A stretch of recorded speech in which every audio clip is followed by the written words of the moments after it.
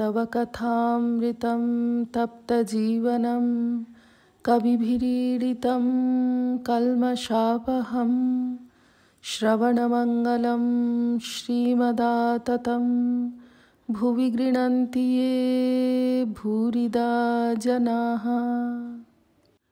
বরাহনগর মঠ 1887 8ই মে।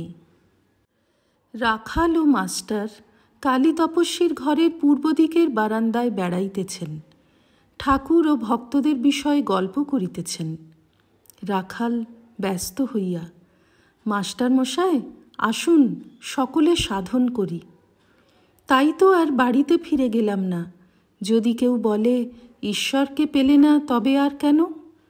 তা নরেন্দ্র বেশ বলে, রামকে পেলুম না বলে কি শ্যামের সঙ্গে ঘর করতেই হবে আর ছেলেপুলের বাপ হতেই হবে? আহা, নরেন্দ্র এক একটি বেশ কথা বলে, আপনি বরং জিজ্ঞাসা করবেন। মাস্টার: তা ঠিক কথা। রাখালবাবু, তোমারও দেখছি মনটা খুব ব্যাকুল হয়েছে। রাখাল: মাস্টার মশাই কি বলবো, দুপুরবেলায় নর্মদায় যাবার জন্য প্রাণ ব্যাকুল হয়েছিল। মাস্টার মশাই সাধন করুন, তা না হলে কিছু হচ্ছে না। দেখুন না, শুকদেবেরও ভয়, জন্মগ্রহণ করেই পলায়ন। ব্যাসদেব দাঁড়াতে বললেন, তা দাঁড়ায় না। মাস্টার: যোগোপনিষদের কথা, মায়ার রাজ্য থেকে শুকদেব পালাচ্ছিলেন। হাঁ, ব্যাস আর শুকদেবের বেশ কথাবার্তা আছে।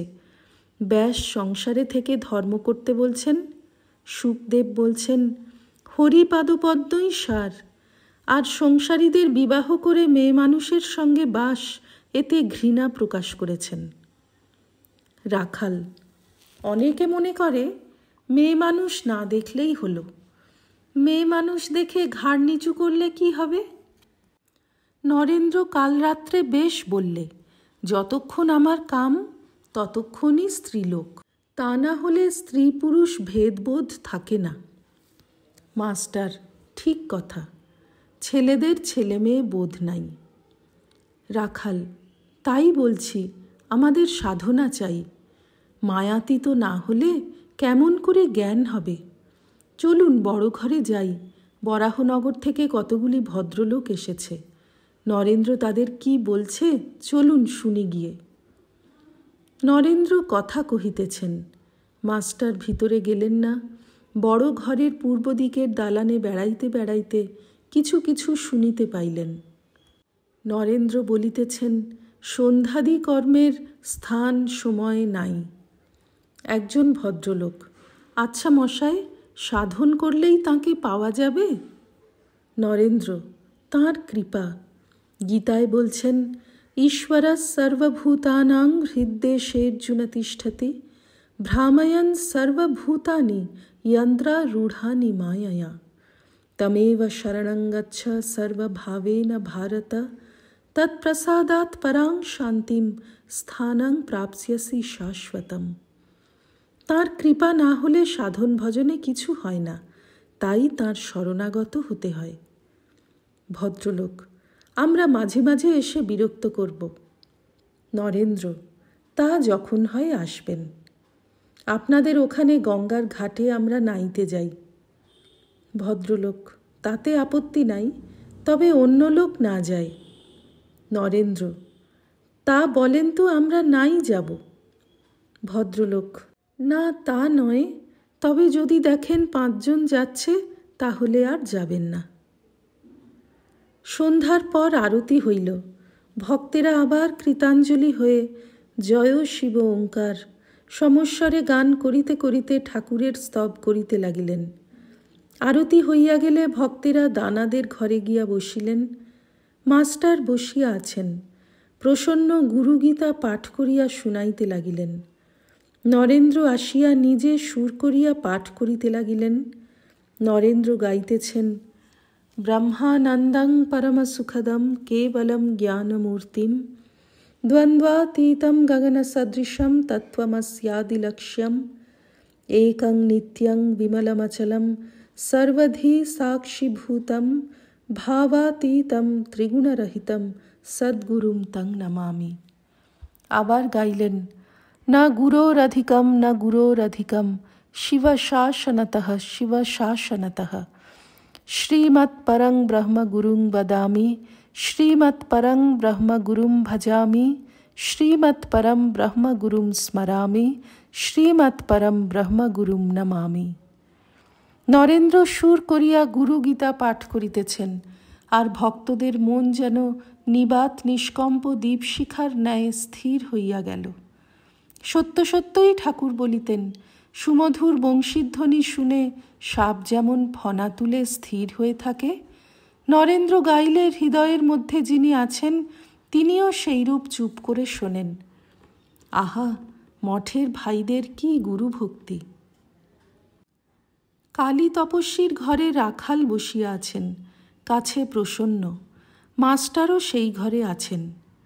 রাখাল সন্তান পরিবার ত্যাগ করিয়া আসিয়াছেন, অন্তরে তীব্র বৈরাগ্য, কেবল ভাবছেন একাকী নর্মদা তীরে কি অন্য স্থানে চলিয়া যাই।